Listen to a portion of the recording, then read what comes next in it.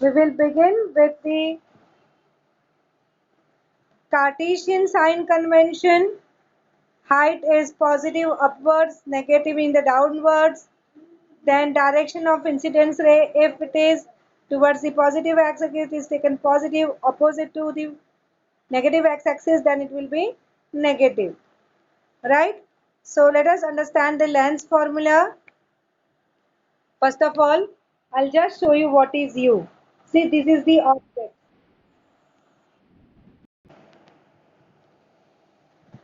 First of all, this is the object. OB is the object.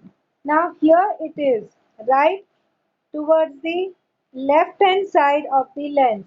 So this is denoted by the object distance U. Can you tell me what will be the sign now here when I'll measure it then? Toward this side? Yes. Take into consideration the sign convention. Imagine the coordinate axis this way. Measurement is taken as, yes, it is the negative x-axis. So here it will be negative. So remember children, whenever you are taking the convex lens, your U is always negative. Okay. Now the image is formed here, right? So image distance is measured in this way. So here in this case, children, V came out to be positive. Please understand, otherwise you will not follow the sums. Okay. Now as understand the object ka height. This is the height, right? How it is measured? It is measured from here to here, from here to here. So how much is that? It's according to the positive y-axis upward direction. So it will be plus or minus.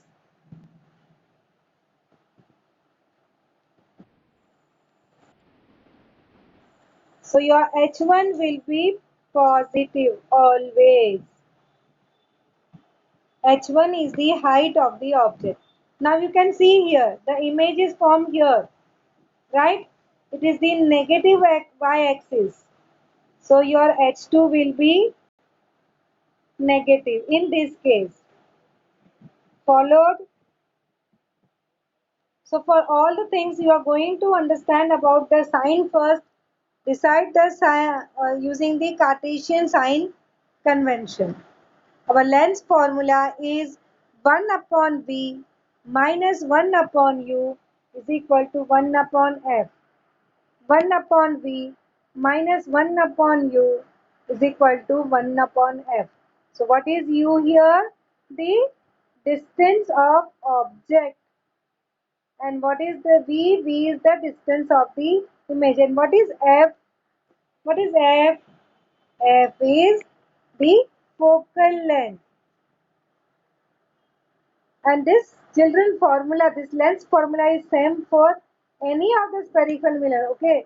Whether you have double concave or double convex, no problem. And any distance of the object from the lens, it is coming to be true only. Of course, we have to take the sign convention properly, then only the sums will come correctly. Okay? So according to sign convention, now children, here we have to consider as the lens. Okay, we have to consider as a lens. So here we have the positive, here we have negative.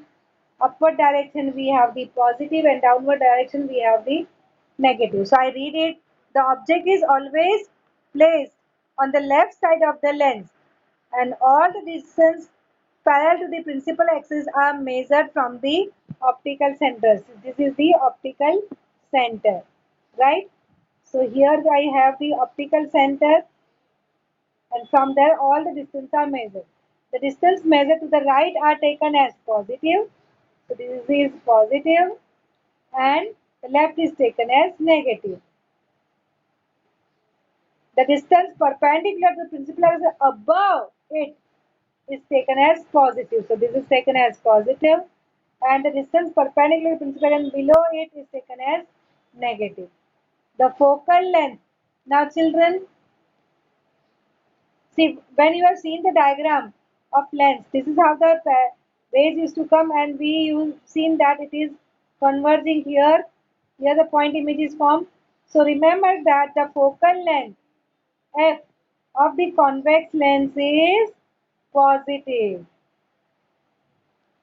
Okay, because it is towards the positive x-axis now. And if you take the divergent lens, if you remember, it was coming and it was getting diverged. It was coming and getting diverged. So we used to extend it in a backward direction. So focus was here towards the negative x-axis now. So for the concave lens, the focal length is negative. Clear this much?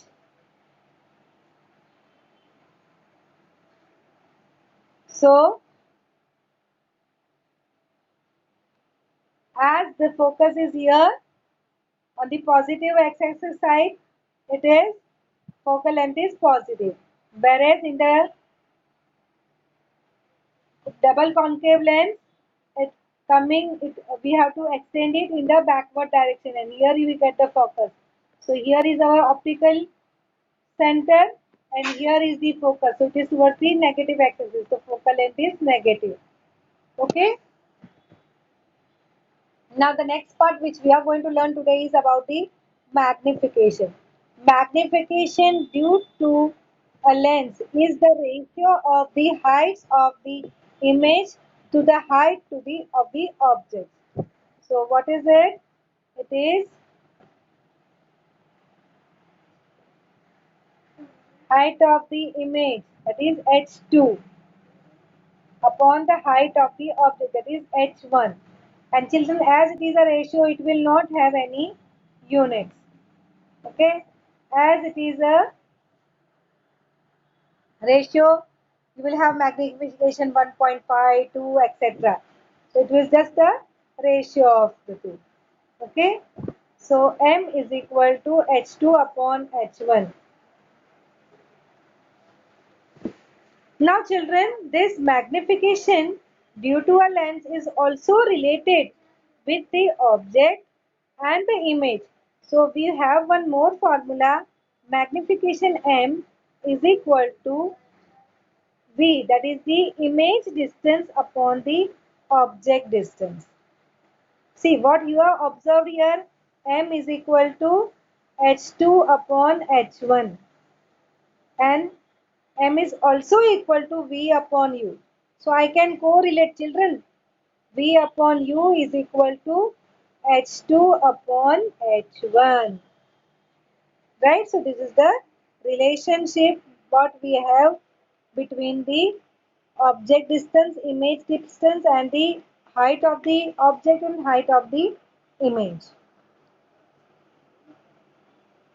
Okay?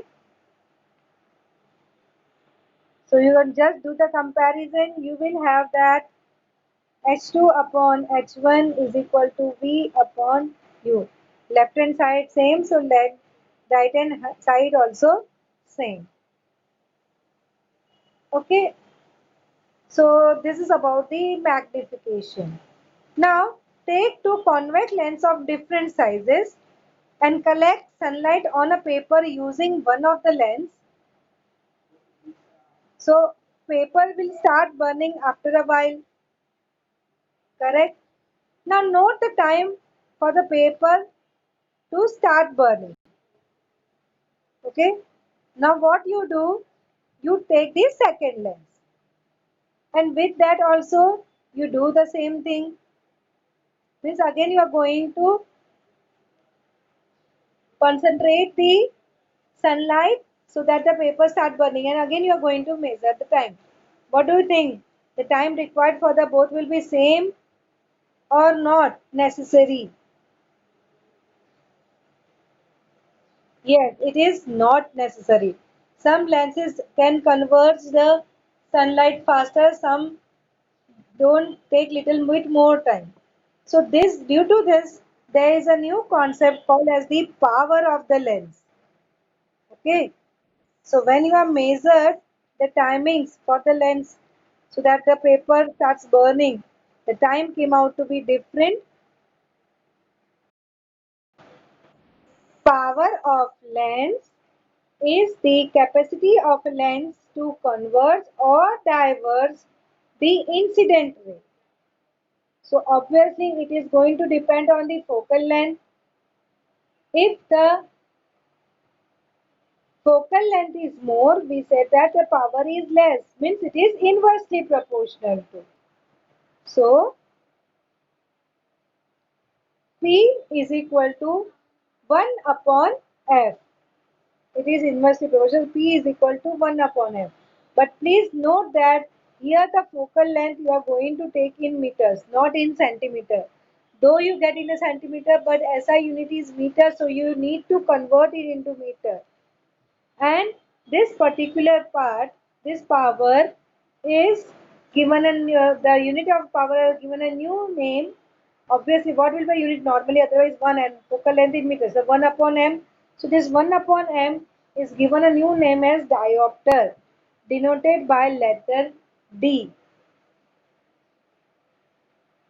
Okay. So 1 diopter is nothing but 1